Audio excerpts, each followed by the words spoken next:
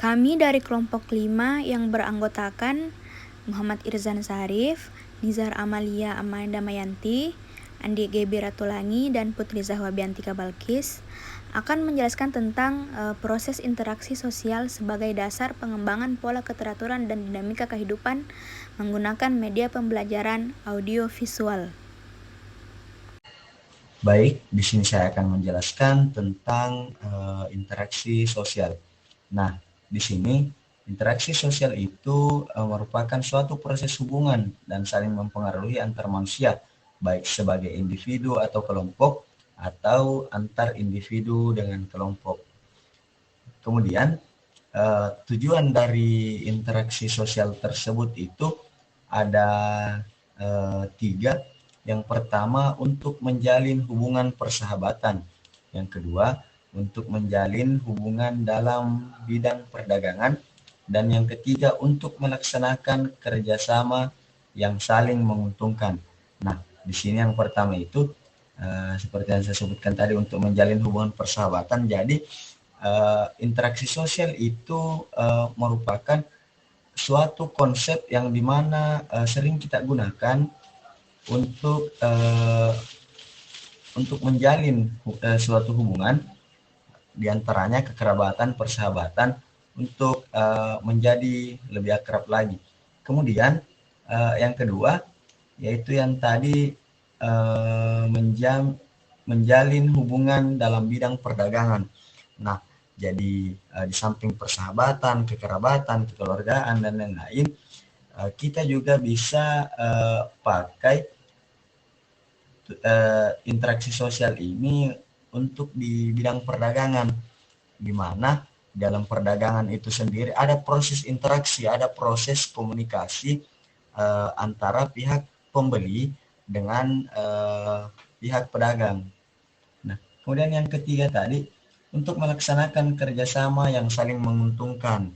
Nah, jadi di sini di poin ketiga ini, interaksi sosial itu tidak selamanya negatif. Nah, dia di sini bertujuan untuk melaksanakan kerjasama yang saling menguntungkan, dalam artian pihak A dengan pihak B berinteraksi membicarakan sesuatu untuk kebaikan atau kepentingan ke depannya yang menguntungkan kedua belah pihak. Mungkin seperti itu. Kemudian lanjutannya akan dilanjut oleh pemateri selanjutnya. Perkenalkan, saya Nizar Amalia Amanda Mayanti, NIM 196304-2001. Di sini saya akan melanjutkan materi yang telah disampaikan sebelumnya. Pentingnya kontak sosial dan komunikasi dalam interaksi sosial. Kontak merupakan tahap permulaan dari terjadinya interaksi sosial. Adapun komunikasi adalah ketika seseorang memberi arti pada perlakuan orang lain dengan menyampaikan suatu perasaan. Pentingnya kontak dan komunikasi yaitu untuk mewujudkan interaksi sosial dan dapat diuji terhadap suatu kehidupan terasing. Kontak dan komunikasi merupakan syarat terjadinya interaksi sosial. Kontak sosial bisa juga terjadi tanpa adanya komunikasi. Meskipun begitu, tanpa adanya komunikasi, kontak sosial tidak akan mempunyai makna dalam proses interaksi. Hal ini dikarenakan masing-masing pihak tidak dapat memahami maksud dan perasaan masing-masing. Pemenuhan kebutuhan hidup manusia digolongkan dalam 2 macam, yaitu kebutuhan yang timbul atau kemunculannya bersumber pada aspek-aspek biologis atau organisme tubuh manusia. Sering juga dikenal sebagai kebutuhan hidup mendasar. Kemudian ada kebutuhan yang timbul karena pergaulan antar manusia dalam masyarakat. Berikut interaksi sosial untuk mencukupi kebutuhan hidup. Yang pertama ada kebutuhan hidup mendasar atau primer, seperti makanan, minuman, istirahat dan kesehatan, buang air besar atau kecil, kebutuhan biologis, perlindungan dari cuaca atau iklim. Kemudian ada kebutuhan sosial atau psikologis. Contohnya, kebutuhan akan kegiatan-kegiatan bersama, kebutuhan berkomunikasi, kebutuhan akan keteraturan sosial, dan kebutuhan akan pendidikan. Selanjutnya ada kebutuhan integratif. Contohnya, kebutuhan akan adanya prinsip benar dan salah, kebutuhan akan perasaan keyakinan diri, kebutuhan pengungkapan kebersamaan, dan kebutuhan pengungkapan etika, estetika, dan kebutuhan rekreasi. Aturan-aturan dan cara beradaptasi terhadap lingkungan. Yang pertama, perubahan struktur sosial. Contohnya, bentuk perkawinan calon suami istri berasal dari satu klan atau endogami, atau calon suami istri berasal dari luar klannya atau eksogami. Kemudian, bentuk perkawinan berubah menjadi heterogami, yaitu perkawinan berdasarkan endogami dan eksogami. Selanjutnya, perubahan nilai dan sikap. Contohnya, bentuk kesenian, bentuk kepercayaan, bentuk adat istiadat, dan bentuk-bentuk berbagai barang keperluan. Kemudian, perubahan yang tidak direncanakan. Misalnya, karena pengaruh bangunan rumah di kota, masyarakat desa yang semula berumah bambu menggantinya dengan rumah batu dalam berbagai bentuk. Assalamualaikum warahmatullahi wabarakatuh. Perkenalkan, saya atas nama Putri Sahwa Biantika Balkis, NIM 1963040002. Nah, di sini saya akan melanjutkan materi mengenai bentuk-bentuk interaksi sosial. Nah, bentuk-bentuk interaksi sosial ada 5, yaitu pertama kerjasama, persaingan, ketiga konflik, yang keempat akomodasi, dan terakhir asimilasi. Nah, kerjasama itu adalah proses sosial antara orang perorangan atau kelompok manusia untuk mencapai suatu tujuan bersama. Nah, selanjutnya yang kedua, persaingan. Proses sosial di mana orang perorangan atau kelompok manusia berusaha mencapai tujuannya dengan jalan menentang pihak lawan dengan menggunakan ancaman atau kekerasan. Nah, selanjutnya konflik.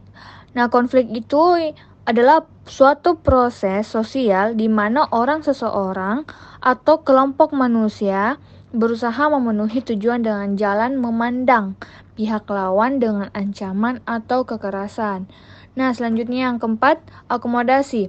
Nah, akomodasi ini merupakan suatu proses mengembangkan persetujuan kerja sementara di antara individu atau kelompok-kelompok yang sedang berada dalam keadaan konflik. Selanjutnya, asimilasi.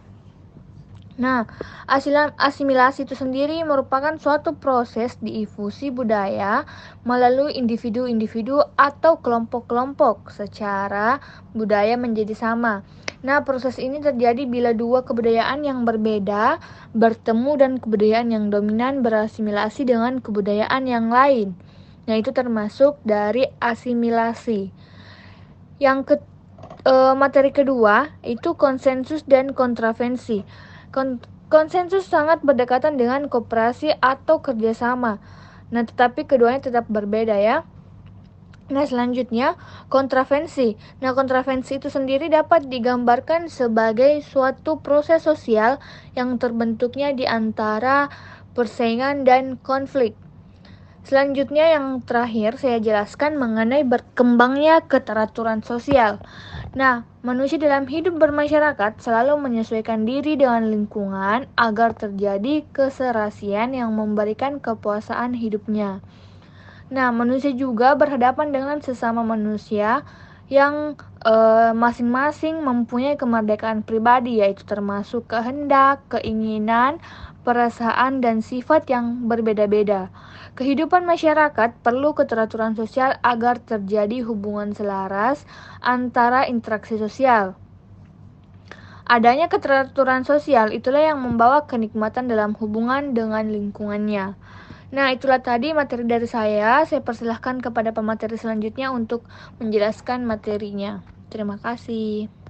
Dan selanjutnya pada slide terakhir, yaitu terjadinya konflik dan kerjasama dalam proses interaksi, yang dimana itu terbagi 3. Yang pertama itu terjadinya konflik atau pertikaian pertentangan dalam proses interaksi sosial, di mana dalam penjelasan ini pertentangan atau konflik adalah proses sosial di mana orang, perorangan atau kelompok manusia berusaha mencapai tujuannya dengan jalan menentang pihak lawan dengan menggunakan ancaman atau kekerasan.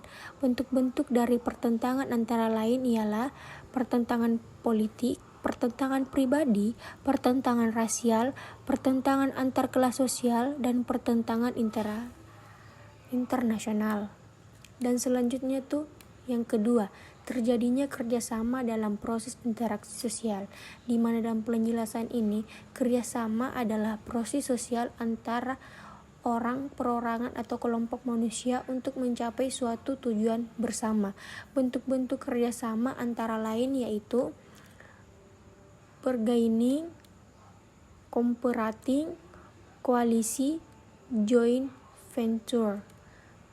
Dan yang ketiga terakhir, terjadinya persaingan atau competition dalam proses interaksi sosial, di mana dalam penjelasan ini persaingan terjadi ketika orang, perorangan, atau kelompok manusia bersaing mencari keuntungan melalui bidang-bidang tertentu dengan cara menarik perhatian publik tanpa mempergunakan ancaman atau kekerasan. Ada dua macam tipe persaingan, yaitu sebagai berikut, di mana yang pertama itu persaingan pribadi dan persaingan kelompok. Di mana di dalam persaingan bersifat pribadi, persaingan ini terjadi ketika individu bersaing dengan satu orang atau lebih yang merupakan perorangan bersaing merebutkan sesuatu atau tujuan mereka. Sedangkan persaingan bersifat kelompok, persaingan ini ketika dua kelompok atau lebih bersaing secara bebas tanpa sportif dalam merebutkan tujuan mereka. Adapun juga tipe persaingan lainnya itu di bidang kehidupan.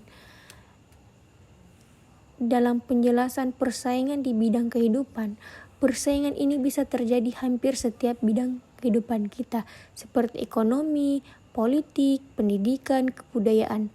Namun persaingan harus dilakukan dengan secara jujur